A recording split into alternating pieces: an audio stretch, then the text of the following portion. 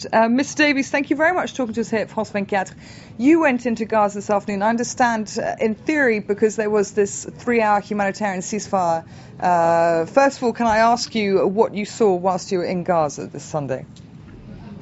We were lucky to get in, unexpected really, but we were very much guests to the United Nations Relief and Works Agency, and we had a very brief 1.5 hours in which to see some of their operations in terms of food and medical supply distribution in Rafah, and also to visit one of the many, many shelters they've got across Gaza for children and families from homes that have been destroyed or under threat.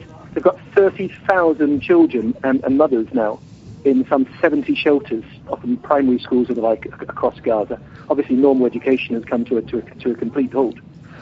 I'll tell you the thing that most struck me when I was amongst these hundreds of kids who are enthusiastic to see an outsider.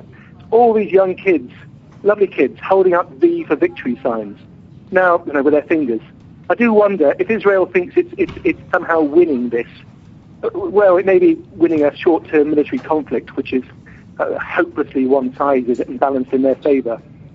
But if it's winning over hearts and minds by terrorising an entire city and urban population, well, I think they should think again, because a new generation of people who detest Israel is being created. Now, Mr. Davies, okay, so you're saying that obviously this has reinforced Hamas's support then within Gaza. Of course, these days have been under siege. But in terms of the humanitarian works that have been able to get in to the Gaza Strip to treat the people then, because Israel has always insisted that those corridors have remained open. From what you saw, is there enough humanitarian aid, medical equipment, for example, to go around at the moment? Well, the UN made it very clear that it's not simply a matter with medical aid and basic food supplies. It's everything. It's nappies and everything that a normal family might need. Gaza's been in a state of siege for a long time, and the past 16 days has just cut everything off. There isn't enough going in. Simple as that. As for the ceasefire and the ability for the UN to move around, well, when we were there, an hour and a half, 2 shells went off in our near vicinity, big enough to make the ground shake. And frankly, quite... Two Israeli shells? Two Israeli shells. Even though they knew that you were inside the strip at the time? Yes, the UN made it clear that the Israelis did to us, that the Israelis would have known that we were there. And they were identical to shells being dropped by the F-16s in the sky as soon as the ceasefire ended. The UN say that they are getting vehicles around Gaza now.